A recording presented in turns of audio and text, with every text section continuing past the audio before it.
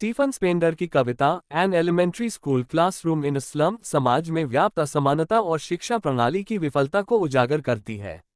ये कविता उन गरीब बच्चों की दयनीय स्थिति को दर्शाती है जो झुग्गी झोपड़ियों में रहने को मजबूर हैं और जिनकी शिक्षा और भविष्य अंधकार में प्रतीत होता है।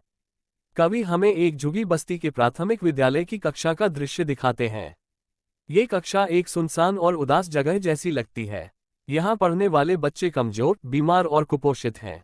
वे शिक्षा ग्रहण कर रहे हैं लेकिन उनके चेहरे पर कोई उत्साह नहीं है। उनके भविष्य की कोई स्पष्ट दिशा नहीं है और गरीबी के कारण वे एक अनिश्चित जीवन जी रहे हैं। कक्षा में बैठे बच्चों का वर्णन। 1. पहला बच्चा, वह बहुत कमजोर और बीमार दिखता है। उसका चेहरा पीला और उदास है, मानो वह किसी गंभीर बीमारी से ग्रस्त हो। 2. दूसरा बच्चा, ये बच्चा बहुत दुबला पतला है। उसका शरीर इतना कमजोर है कि उसकी हड्डियां बाहर झलकती हैं। 3. तीसरा बच्चा, उसकी आंखों में सपने हैं लेकिन उसकी गरीबी उसे इन सपनों को पूरा करने से रोक देती है। 4. चौथी बच्ची, वह बालिका गरीब और अस्वस्थ है। उसके बाल उलझे हुए हैं और वह बेहद कमजोर दिखती है। कक्षा की दीवारों पर कुछ चित्र और नक्शे लगे हैं। इन नक्शों में सुंदर नदियां, पहाड़, हरे भरे खेत और दुनिया के अन्य आकर्षक स्थान दर्शाए गए हैं। लेकिन ये चित्र इन बच्चों की दुनिया से बहुत अलग हैं। इन बच्चों की वास्तविकता बहुत ही सीमित और उदास होती है। वे गंदी झुग्गियों में रहते हैं जहां केवल भूख, दर्द और निराशा है। उनके लिए दुनिया सिर्फ तंग गलियों और गरीबी के अंधेरे तक सीमित है।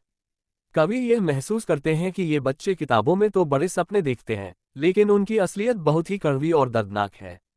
उनका जीवन शिक्षा से नहीं बल्कि गरीबी, भूख और संघर्ष से प्रभावित होता है। कवि इस सामाजिक असमानता को देखकर दुखी होते हैं और चाहते हैं कि इन बच्चों को असली शिक्षा और अवसर मिले। कवि अपील करते हैं कि 1. सरकार और समाज को चाहिए कि वे इन बच्चों को बेहतर शिक्षा प्रदान करें। 2. झुग्गियों की सीमाओं को तोड़कर इन्हें असली दुनिया दिखाने का अवसर दिया जाए। 3. शिक्षा को केवल किताबों तक सीमित न रखा जाए बल्कि उन्हें जीवन में आगे बढ़ने का साधन बनाया जाए। 4. गरीबी के अंधकार को दूर करने के लिए शिक्षा को एक प्रभावी हथियार बनाया जाए। निष्कर्ष, ये कविता हमें सोचने पर मजबूर करती है कि कैसे गरीब बच्चों के लिए शिक्षा एक अधूरी उम्मीद बनकर रह जाती है। कवि का मानना है कि जब तक इन बच्चों को असली अवसर नहीं मिलते तब तक शिक्षा उनके लिए कोई मायने नहीं रखेगी। वे शिक्षा प्रणाली में बदलाव की मांग करते हैं ताकि हर बच्चा, चाहे वह किसी भी तबके से हो, अपने सपनों को पूरा कर सके और एक उज्जवल भविष्य की ओर बढ़ सके।